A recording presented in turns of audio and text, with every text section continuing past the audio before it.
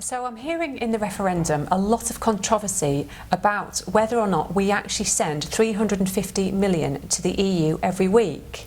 Well, this £350 million figure, or generally however much we spend to send to the EU every week, is a matter of great controversy.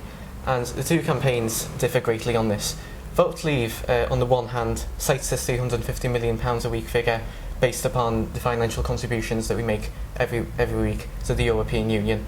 Remain counter that and say that that's not the true figure, that in fact it's £248 million that we are sending every week.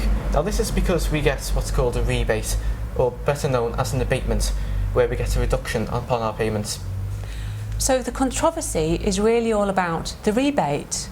You're absolutely right, and the problem here is that the formula that calculates the rebate, or otherwise known as the abatement, is actually so complex, and you'll be able to see that it is really complex. The rebate isn't actually getting money back. It's money deducted based upon the budget calculated 4 years before the formula is applied. Very few people actually understand it. Now, it's fair that we in the UK actually get a rebate because the EU's tariff tax is partly based on tariffs based upon food from outside the European Union. Now, we buy a lot more food from outside the European Union, so therefore we pay a lot more. Now, some of the European countries actually get a rebate on our rebate. However, France does not get such a rebate, but Germany does. So Vote Leave are wrong then? It's not actually 350 million per week? Well, it's not actually quite that straightforward. The payments to the EU are made on a monthly basis. It's worth noting that payments to the EU are not approved by Parliament. The government cannot even stop them. Under the European Communities Act, the payments are made outside of democratic control by civil servants.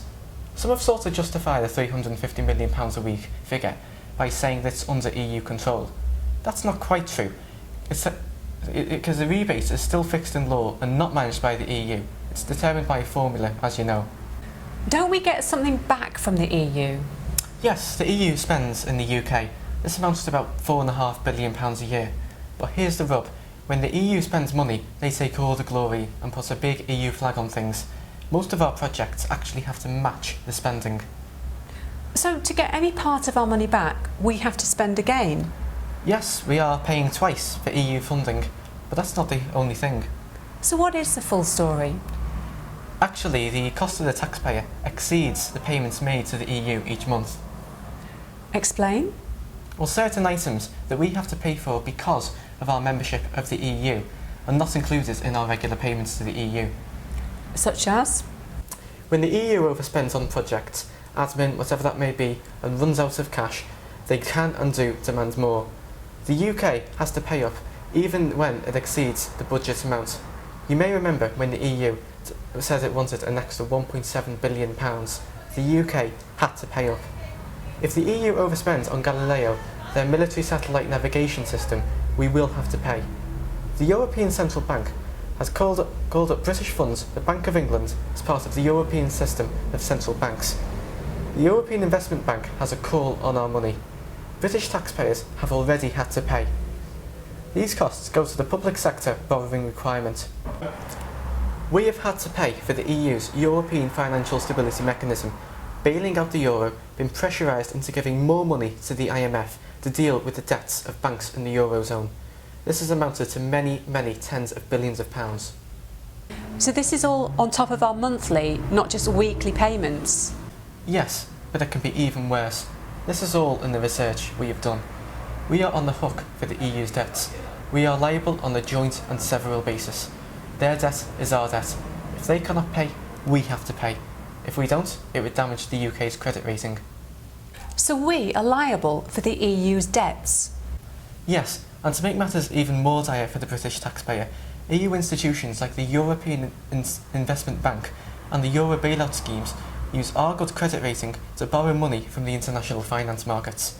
So when this all blows up, as it will, we will have to pay, and if we don't, international financial institutions would consider us in default. That will damage our credit rating and raise our borrowing costs and interest rates. So yes, it is wrong to say that we hand over £350 million per week, and it is not correct to justify it by saying that they are referring to the money controlled by the EU, because that figure is even higher. In fact, it could be a gross underestimation. When you add it all up, we could be paying more. From a financial perspective, we are safer leaving, but that's not why we're leaving. We should not have to be bribed with our own money. Basically, we want to run our own affairs.